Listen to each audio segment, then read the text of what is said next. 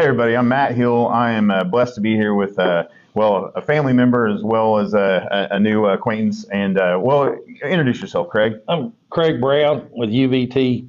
Underground Vision Technologies. And what about you, buddy? Jody, Whiteneck with Craig with UVT. Well, I came up here because Craig has a very innovative technology, and man, this is something. Tell everybody about what you guys are doing with Underground Vision. Well, the technology we developed is we started hearing about all the plugged abandoned oil wells in the U.S. that were leaking methane gas. Yep. And the target was, could we figure out a way cheaper, faster, smoother than the conventional way of plugging? Well, we went to the University of Tulsa, and we have a good relationship with them, and started talking to their petroleum engineers, their teachers, their people there with doctorate, and they said the way we're doing it today is not a good way of plugging, because it's the best way they'd come up with so far. Conventional way of plugging doesn't work, because when you go in and you pump cement, and we all know cement cracks, well, they'll put a cement plug, set a bridge plug, cement plug. When the cement cracks, methane will escape and go back into the atmosphere. And the first target was, they said, if they're going to do it, they weren't too worried about it until all the federal funding came in place. And then everybody kind of panicked, because they're saying, we're better off to screw a swedge in that pipe and leave it alone than we are to go in and do conventional plugging. Because once you cut the pipe off and put cement plugs in there, that the methane migrates to the surface, they immediately have no way of getting back in to fight the problem. So we decided to trying to figure out how to build a seal that would literally shut 100% of methane off coming up the well.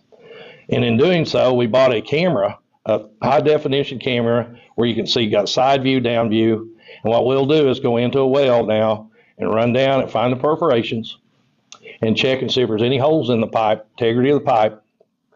We'll be able to run this seal down in there that I'm going to show you here in a minute how it goes together. It's a very simple process that hydraulically will set a brass seal into the well bore, and it's made up of brass and aluminum bronze, and it will not be eaten up by salt water. We had to get a metallurgist involved. We've got a proprietary slurry for our brass. You created your own metal for this process. Yes, because that's cool. The zinc content had to be low enough to keep the salt water from eating it up, but high enough to allow it to stretch. Okay. So we have our own type of brass.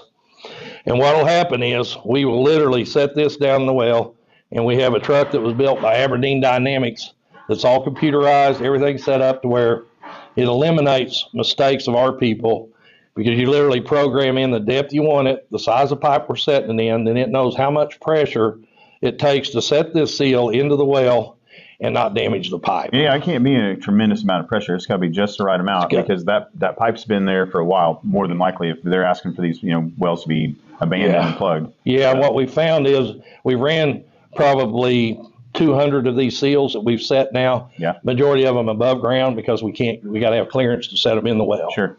But we've set some in the wells where the operator said set them. It was all right with them for us to set them. But what we've got two of them that have been at the University of Tulsa under pressure now, and I'm going to ask 5 months. We're only allowed to put 200 pounds of pressure on them in the city limits of Tulsa. But they've set them out in the weather, they've brought them in the buildings, they have done everything they can do to make them leak, and there is no leakage. So you've like you said earlier, you've cold welded these seals to the wall of the casing. When you put this in here, we put it in with enough hydraulic pressure that 1.5 inches of this brass is cold welded to the pipe. And so when we ran all of our tests, we've done a pressure test from the bottom up, and we had to get a special pipe. And TU has witnessed all of these tests. We have a white paper on it.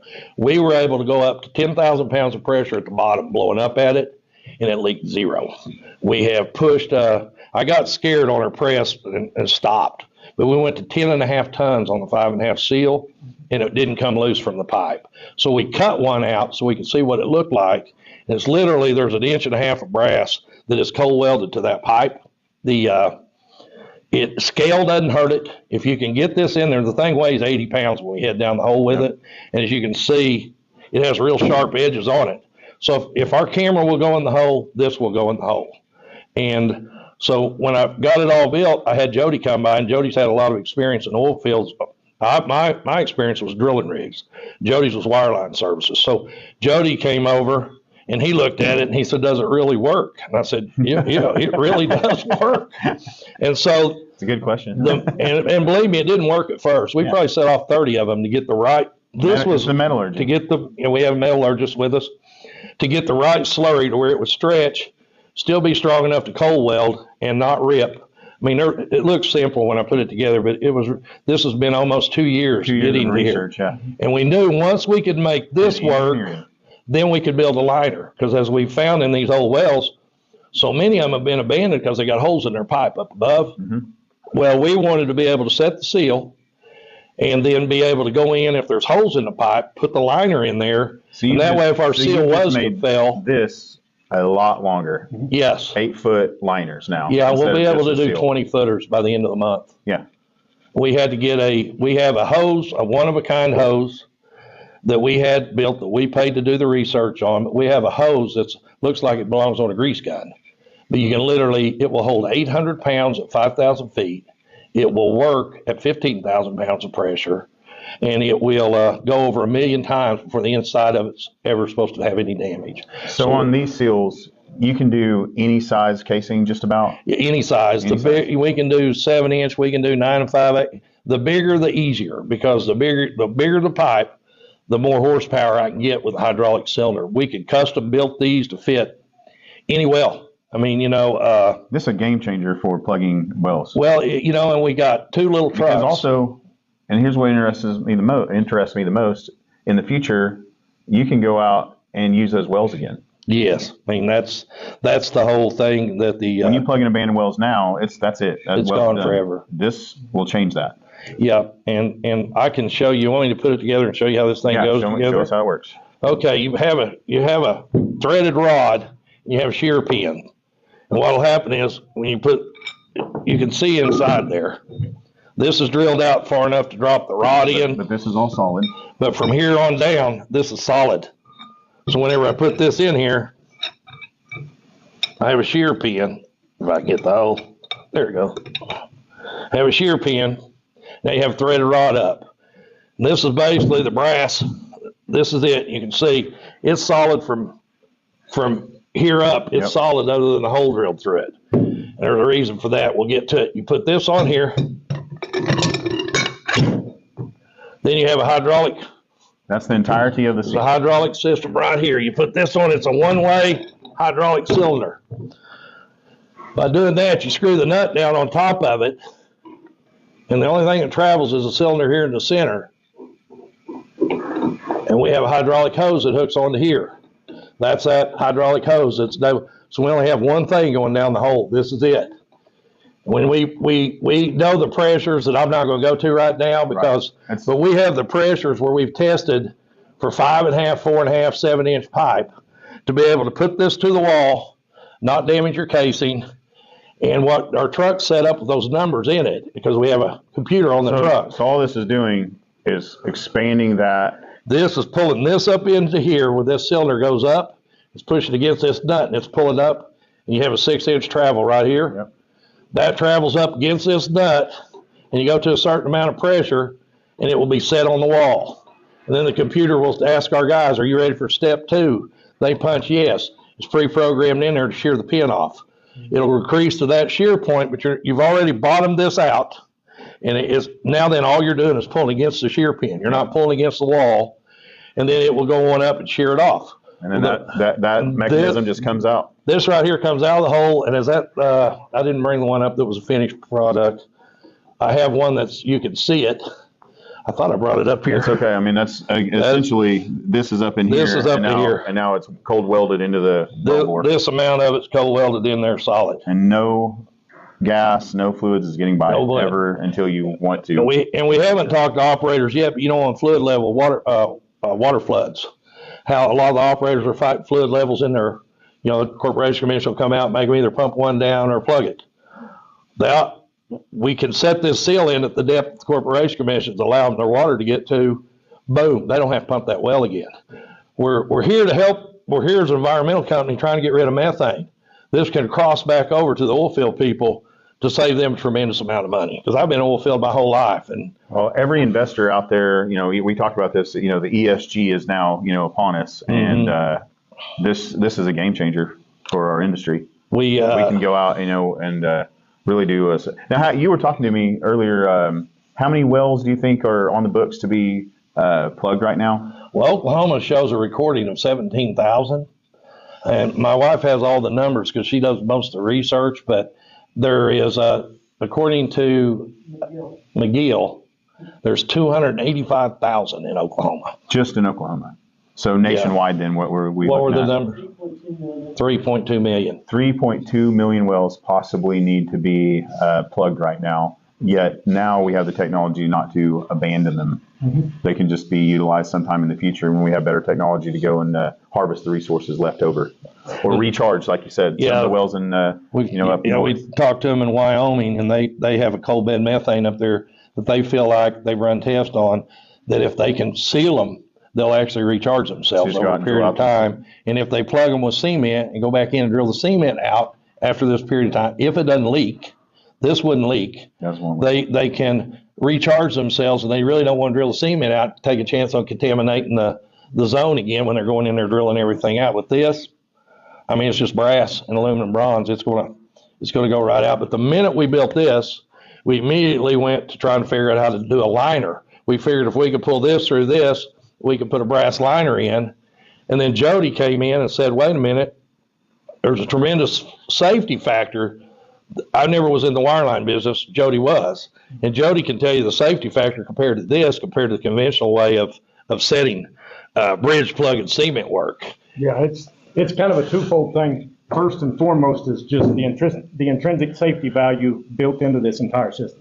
Everything in the oil field, with the exception of about 2%, are set with explosive over electric setting tools. That's how you send off everything downhole. That's how you set your plugs, your packers, anything else that needs done perforating. It's all done with electricity and explosives. And this is just pressure. This is pressure, hydraulic pressure. Pressure only. No electricity, no explosives, which that right there takes 90% of the risk out of anything related to wireline. The problem with it is that stray current, stray voltage current from anything else in the oil field. Well, in the world that we live in now, everything's connected by flow lines. You've got heater treaters, you've got cathodic protection, you've got neighboring wells that you have to shut in just to make it safe enough to work on a well here. So you're shutting down production, plus all the other risks you take. But you take an explosive setting tool and a normal wireline plug, you set everything off of releasable slips. We're running an 80 to 100-year-old casing. These pipe is old enough that it cannot take the jar and the pounding from the slips or the things that hold a conventional wireline plug in. You damage the casing, cause your own leaks, which the industry, that's been the best thing out there for the last 40 or 50 years. But the plug and abandon, when you set a wireline plug, that doesn't hold. So then you dump cement on top of it to overcome the leaking problem, but the cement doesn't hold either, and the entire industry knows that. Your cement is suspect to everything in the hole the same as the plug is, and all of your corrosive fluids eat the cement the same as they do the wireline plug. The advantage to this, and this expandable liner from pressure. Liner, which there have been a few what they call casing patches on the market. And hey, I have a good friend that sells the casing patches, and they work. They're amazing for what they are when you get them to work, but and when they work properly. But this is brand new. This is brand new. The advantage to this versus a casing patch is there's no rig time, there's no stick pipe to go in and dress it up, mill the inside, or clean it up. Our ID is consistent. The entire length of the sleeve, you can run right back in the hole. But the ultimate saving grace to every bit of it is that this eliminates the conventional plug and abandon, where you dump a plug, you dump cement that don't work, but then they cut the pipe off. You have just eliminated any chance that you have without a humongous expenditure to go back in and try to fix it. People to drill new wells instead, right? Right, you drill new wells, so you've got pipe out here cut off under the ground that no one can reach with things in them that are not doing what they're designed to do, which is why we're in the situation we're in today. But cold welding, catching the entire circumference of the pipe without the slips. Yeah, this is crazy how much this is, just completely bolstered this entire piece of casing. Well, see, if you'll notice, and it's already cut. California had us do that. They wanted to know if we could. For, that would be perfs. Perfs, yes, sir. But that covers it all.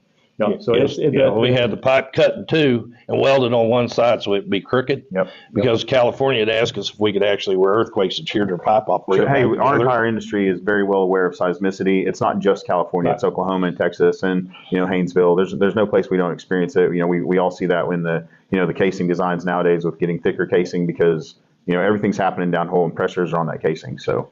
It's a cool system, and it is. It's hands down better than anything I've seen after 30 years in the industry. It's just the simplicity behind it with the problems that it solves is just, it's a no-brainer, because you've taken the danger out of all the downhole work when it comes to wireline by eliminating the electricity and the explosives. This is a system more people can run. You can run with better efficiency and with a whole lot less damage to the neighbors, shutting in neighboring wells, shutting down equipment that needs to run by using this system. It's just, like I said, I'm on board because it's genius.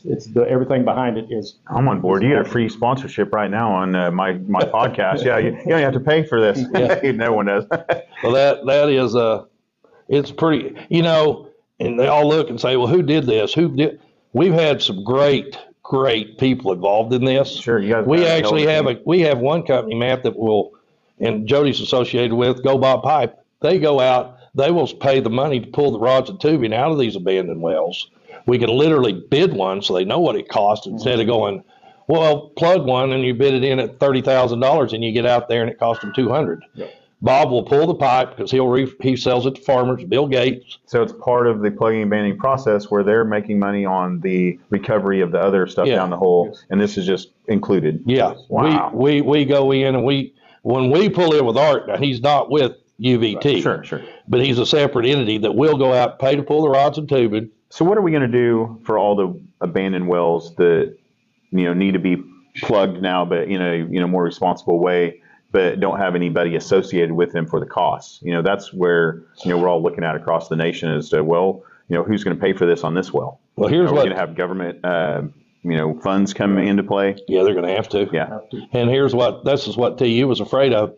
They weren't plugging enough of them in Oklahoma to be an issue. Okay. If they get government funding here in Oklahoma and they go out and plug 1,000 of them conventionally, the way they're doing them, shooting off pipe, we're going to have a disaster here in a few years when that starts cracking. The methane starts coming out of the ground. We're better off to just leave them alone than do what they're getting ready to do by shooting off pipe. There's people who don't agree with us, but we've been this is all TU does is study cement, study downhole pressures. If you want to go a step further, you can use this and then cement on top of that. Well, sure. I mean, there's extra steps you can take. If you're not completely convinced of this, fine, use this plus. And what we've even discussed is, if it stays at a state level, like every state has its own organization, it takes them X amount of time to plan to go do one well. We can set 50 of these in 50 wells while they make their plan to go plug and abandon a well. This is efficient and fast. It's efficient and fast. We've shut down the methane. If it takes them 6 months or a year to figure out what they want to do, we've already solved the main ecological problem. Worry about the financial problem and how they want to do it later, but let us stop what's messing everything up in the beginning, because we can stay miles and years ahead of them, and then they can plug and abandon them however they want. However, I still think cutting the pipe off is the biggest mistake they're making, and hopefully this will lead to the elimination of that and solve future problems as we go. Man, this gives me goosebumps. Colorado has changed their regulations to use our seal. Colorado's going to. Colorado has looked at. They list. Well, see, we have TU involved, we have OU involved, we have letters from professors at TU. You went and talked to Caitlin at OU. Great guy. Hey, Caitlin, I know you're watching. He totally, he agrees. Don't cut off pipe. Yeah. We've got professors from Florida State, from Chicago, and they're all saying the same thing. Look, guys, don't cut the pipe off. So I'm not saying we're so smart, we're telling y'all not to do this. I'm saying my Uncle Craig's pretty smart. I'm saying look to people. Just go to people. Let the people that study this every day listen to them. I mean, they're telling you don't do it, and some people are listening. Colorado was the first. Well, Wyoming, I think they're going to do something on theirs, but. We've presented this to the OCC here. They know we have it. Their regulation on your, pretty soon. OU's problem is, Oklahoma's problem is regulations say you have to use concrete. And Florida, Colorado changed one word and made it legal, or a permanent seal. Or a permanent seal, okay. And so that's how they got around it. Well, there we go. Hey, state lawmakers, please, take a look at this technology. Before I let you guys go, there's one more thing that I'm very excited about you guys doing is all of this technology and equipment is being made and manufactured and employing people here in Oklahoma. Mm-hmm. Absolutely. This is all out of Tulsa, Oklahoma. That's a unique thing. We have Aberdeen Dynamics. We have Houston Services. We have Go Bob Pipe. All these companies have come together. Sawyer Fabrications. All these companies have come together. And everybody understands, I'm an oilie. I didn't believe in this methane stuff. I thought, I do now. Yeah. You I saw mean, it. You seen it. I got involved with TU and I understand what our issues are. And so does Jody and all of our partners. And, you know, we're not saying what people did 20 years. They thought they were doing right. Everybody 20 years ago was doing the best they could at the time, you know, and they didn't know that was not going to be an issue. But you also got to be truthful about it. Oil men wrote those laws. Yeah, maybe. And they wanted that casing to use on another well. Yep. And this was a way of getting their casing out, moving to another well. Nothing wrong with it. They thought they were plugging them correct. Those laws were put into effect for that reason. And now then we're still using that law to do them today. And we've got universities Times and have changed, professors technology telling have changed, and processes have changed. you know, it's going to make a lot of people mad if they quit cutting off pipe because they're selling pipe, they're doing things with it.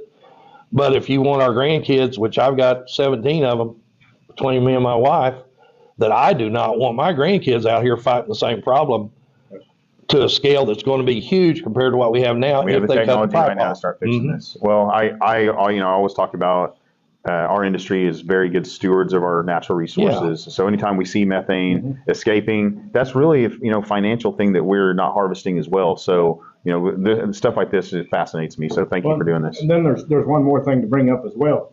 You run into a lot of things too. There's a lot of areas out here in wireline everywhere I have. You run into issues with H2S, but also CO2 and CO2 floods. This sleeve, the sleeve that we set in here, is the same makeup as the seal. CO2, H2S, the carbonic acid created by CO2 and fluid will not eat this copper or the brass. It'll eat that casing before. It'll eat the casing before. So we still have the ability to go in on 30, 40-year-old CO2 floods and set sleeves to repair damaged casing, and that keeps these guys from plugging and walking away from CO2 And you can set floods. sleeves throughout more than one sleeve throughout each well too. We just have to start at the bottom and work our way up. Work at the bottom. This is great. This is an even bigger selling point. I mean, granted, that seals it, but there are wells out there that are producing that are still making people money that they're walking away I love that. from. You guys created something for the environment and ended up also adding a bonus to the rest of the industry as well with the sleeve. This is for the oil man and this is for the environmental. It's for everybody. But I mean, it's just like I said, that's the reason I came back to help them and get back in the oil field. I walked away 2.5 years ago because I was tired of the status quo and everything, just do this. And I mean, I believe in what we've done in 30 years, the years my dad spent in the oil field. I believe in the oil field, but I also believe there's a better way to do things. Amen. How do people get a hold of you, Craig? What's the website? Ian, would you come in here and give us all the stuff? It's UVT. It's Underground Vision Underground Technologies. Vision Technology. At Underground Vision Technologies if you want to send a note, but it's UVT Solutions. UVTsolutions.com. People, please follow them on all the social platforms, of course, but go to UVTsolutions.com and check this out. And also, we're going to do a demo on this at Sawyer Thursday morning at 10 o'clock. Yeah, if I can get this up on the internet fast enough, please come to Tulsa to Sawyer Fabrication this Thursday. 10 o'clock. Just email Ann because they're going to cook hamburgers out here and stuff. We just like to know how many we got to. And if you don't make this one, just hit up Craig. He's honored to come show you this technology anytime. All right. Well, I'll let you guys out of here and we'll get back to this test. All right. Take care. Thank you.